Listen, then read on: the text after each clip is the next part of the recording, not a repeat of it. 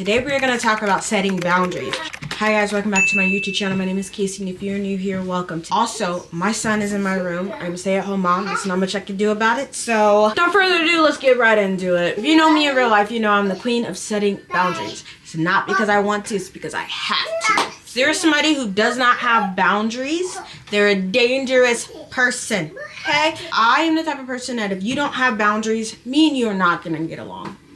Okay, I love respecting people's boundaries, and I love people who also have boundaries because therefore they respect mine. So the first thing we're going to do when we're about to start boundaries is define your needs. What are you wanting out of your boundaries? You don't want to get a boundary that's going to squeeze you in so tight that it's also going to limit you. You want to limit other people from disrespecting you or making you feel uncomfortable. Second thing we're going to do, we're going to communicate this clearly. We're going to take the time to know that the minute that we say this boundary, people are going to take that for a fact. They're going to take what you said, and it doesn't matter whatever you say afterwards, but they're just going to focus on what comes out of your mouth initially.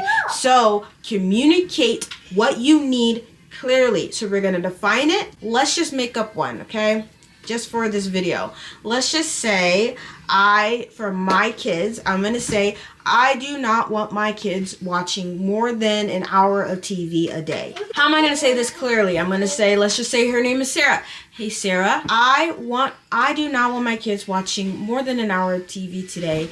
Please do not do that. The next thing we're going to do is learn to say no. Let's just say Sarah then tries to count and say, okay, well, is it okay if we leave the tea, if we do like this? And I'm allowed to say no. Just because somebody's coming to you to counter your boundary, you are allowed to say no. Just like they're allowed to say no. But you specifically, with the boundary, you are allowed to say no. Also, on top of that, you need to also limit access to negative influences. Do not be around people that are going to make you or bully you into giving into your boundaries. Why would you want to have friends like that? And why would you want to be surrounded by people like that? When I hear somebody has a boundary, I respect it. Okay? I respect it.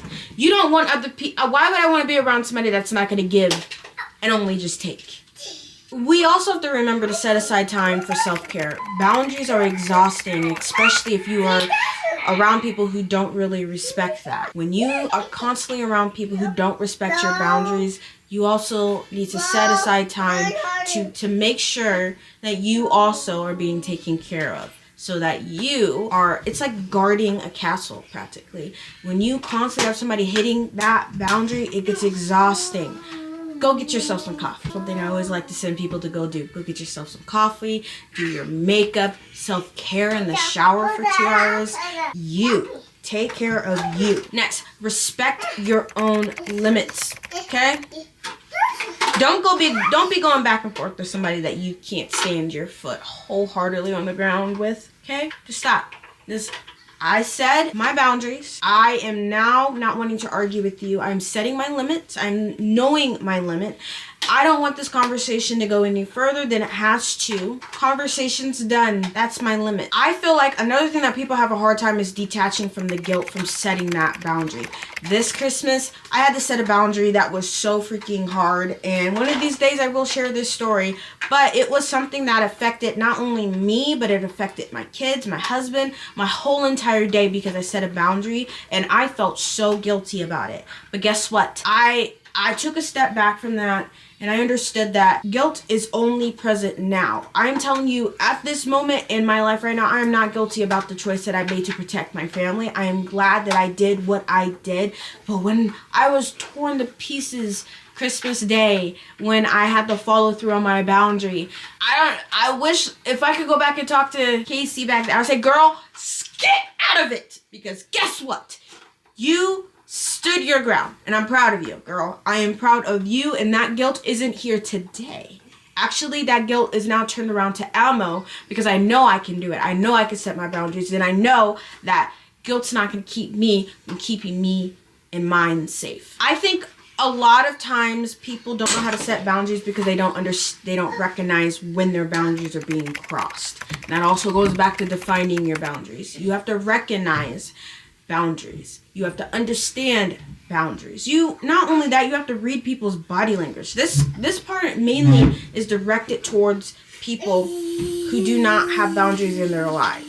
They don't recognize boundaries. I recognize boundaries because I have many of them. I have boundaries around a lot of things. A lot of people don't recognize when there is a limit set in front of them, and so they step out of it. It is not up to them to respect your boundaries. It is up to you to make sure that your boundaries are being protected. I always say to make sure whenever you have a boundary that's been set and you follow through on it, celebrate that progress. Celebrate it. Because you know how hard it is. You know how many people pleasers that are in this world. There are so many people pleasers in this world that would rather have other people be happy while they are stressed and depressed and being walked all over. And you can call them a mat because they are being walked all over, dirty, stomped. And there are people out there that seek out people pleasers just to do this. Okay? Celebrate yourself. You are not one of the people pleasers. And I'm not saying people pleasers are bad. It's a bad trait.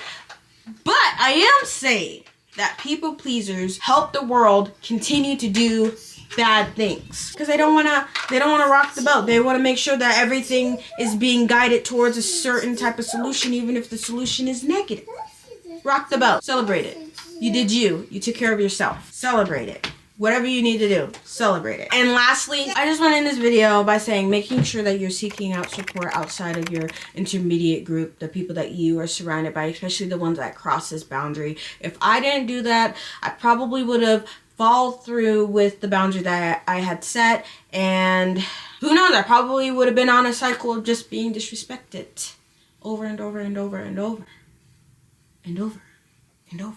All right, we're going to end this video. If you haven't already, please follow me on my Instagram. Also on Threads, I do post a lot more content on there instead of just one video a week. Occasionally I'll post 2, but you can expect a video a week on my YouTube channel. But if you want more, go to my Instagram, go to my Threads. Second, if you have any questions, comments, or concerns, leave those down below. Also, have a good day. Until next time, bye.